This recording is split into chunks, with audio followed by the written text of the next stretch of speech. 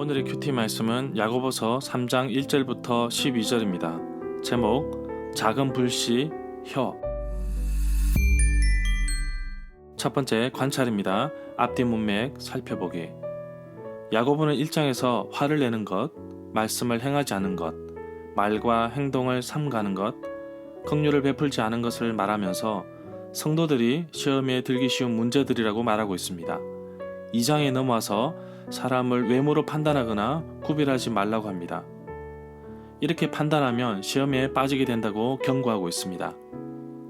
야고보는 행함을 강조하고 있는데 여기서 행함은 믿음을 동반한 행함입니다. 아브라함과 라합의 예를 통해서 하나님을 믿는 믿음은 바로 실천하는 것임을 말하고 있습니다.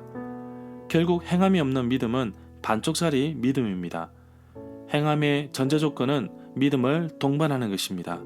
야고보서 3장에서는 말에 대한 중요성을 말하고 있습니다. 그래서 야고보는 혀를 잘 사용하라고 경고하고 있습니다. 특히 선생이 되면 말을 많이 해야 되기 때문에 자신이 가르친 대로 모범적인 삶을 살아야 합니다.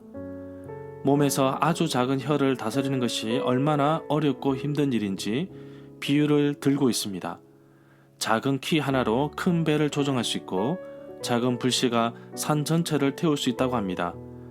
한 입으로 찬송과 저주를 할 수 있는데 말씀을 사모하고 지키는 사람은 말과 글이 다른 사람들에게 모범이 되어야 합니다. 두 번째 해석입니다. 문단 나누기, 내용 파악, 중심 줄거리. 문단을 나눠보겠습니다. 1절부터 6절은 혀를 다스리라. 7절부터 12절은 한 입으로 찬송과 저주를. 내용 파악입니다. 야고보서 3장부터 5장까지는 앞에서 언급하였던 행함이 없는 잘못된 믿음이 무엇인지에 대해서 야고보는 계속해서 말하고 있습니다. 특히 야고보서 3장 1절부터 12절에서는 대표적인 예로 교회 공동체 안에서 말과 행동에 대해서 강하게 경고하고 있습니다. 교회 안에서 믿음이 있다고 자랑하고 다니는 거짓 선생들에 대해서 강력하게 경고하고 있습니다. 막중한 책임과 더불어 일으키는 파장에 대해서 말하고 있습니다. 2절의 헬라 원문에는 후치형 접속사 가르가 나옵니다. 왜냐하면 무엇 때문이라고 해석할 수 있는데 1절의 이유가 되기 때문입니다. 사람은 누구나 말과 행동을 삼가하는 것이 어려운데 왜냐하면 말에 실수가 많고 의욕만 가지고 선생이 되려고 하는 것이 잘못이기 때문입니다. 3절을 보면 달리는 말을 부리려면 말의 입에 재갈을 물립니다. 그리하여 우리는 말에 온몸을 끌고 다닙니다. 이 9절부터 6절까지는 말의 힘이 얼마나 강한지 보여주고 있는데 두 가지 비유를 통해서 설명하고 있습니다. 하나는 말과 재갈인데 말을 잘 통제하기 위해서는 말의 입에 재갈을 물리는 것처럼 혀의 중요성을 말하고 있습니다. 4절에서 야고보는 혀의 중요성에 대해서 말하고 있는데 또 다른 비유로 배의 키를 비유로 들었습니다. 거대한 배를 움직이는 것은 아주 작은 키에 불과하다는 것입니다. 혀나 키처럼 그 역할을 잘 사용하지 못한다면 엄청난 결과를 가져올 수 있음을 경고하고 있습니다. 5절에서 이와 같이 라는 말은 앞에서 말한 두 가지 비유와 연결이 되면서 결론에 이르게 합니다. 재갈과 키가 작지만 말과 배의 방향을 좌우하듯이 우리의 혀 역시 그 역할이 중요하다는 것입니다. 작은 불씨가 큰 숲을 태우듯이 잠재되어 있는 혀의 파괴력을 암시한다고 볼 수 있습니다. 6절에 보면 혀는 불입니다. 혀는 불의 세계, 악의 세계입니다. 혀는 우리의 몸의 한 지체이지만 온몸을 더럽히며 인생, 삶의 수레바퀴에 불을 지르고 결국 혀도 지옥불에 타버립니다. 야고보는 5절에서 비유하였던 불이 바로 혀를 상징하는 것임을 6절에서 표현하고 있습니다. 이 9절을 혀는 곧 불이다 라고 해석하기도 합니다. 이 9절에서 야고보는 생의 박해라고 표현하고 있는데 이것이 불교에서 말하는 윤회사상이나 환생을 의미하는 것은 아닙니다.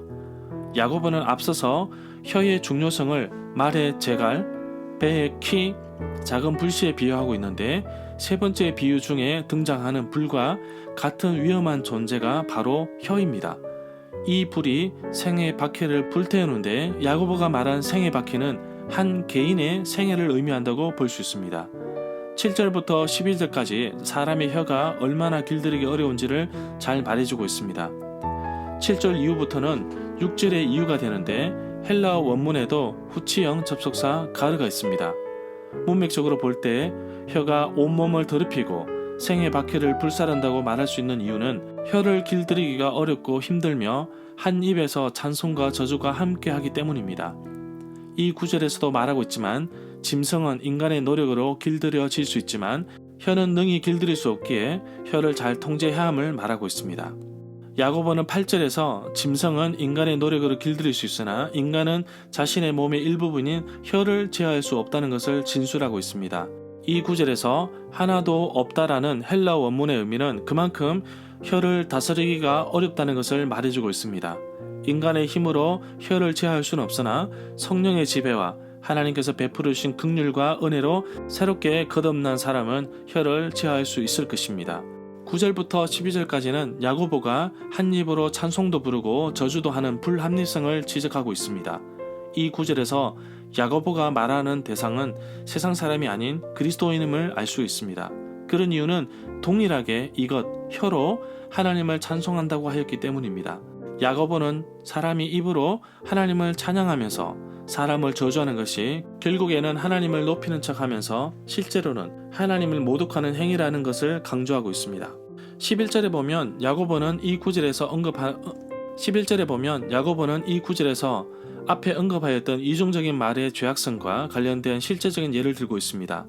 셈의 비유를 들고 있는데 이중적인 말의 죄악성을 효과적으로 이해시키는 것 같습니다. 한 입으로 찬송과 저주가 나오는 일은 부당하며 혀가 사악하게 활용되었을 때에는 마치 쓴물과 같아서 사람들에게 피해를 줄 것입니다.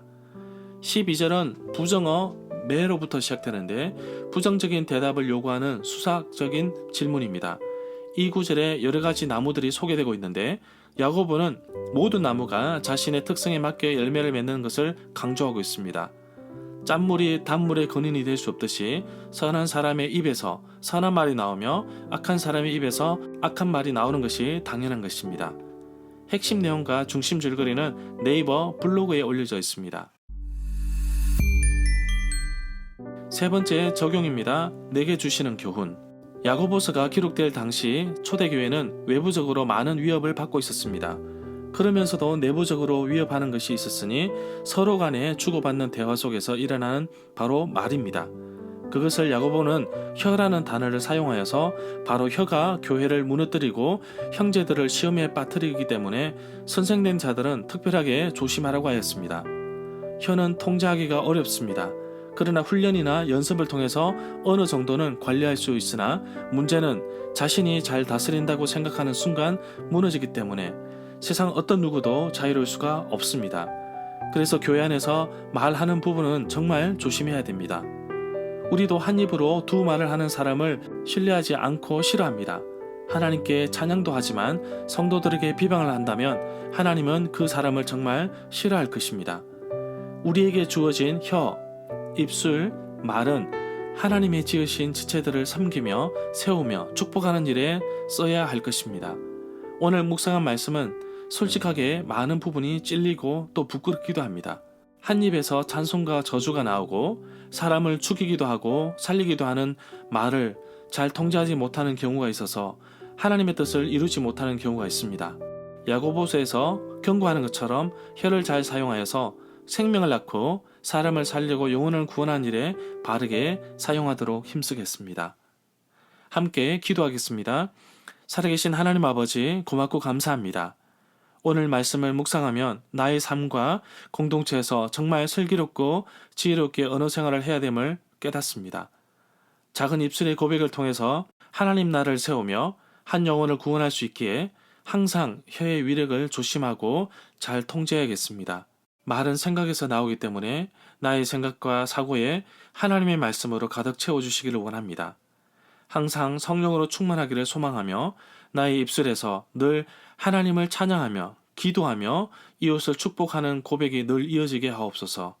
살아계신 예수님의 이름으로 기도합니다. 아멘.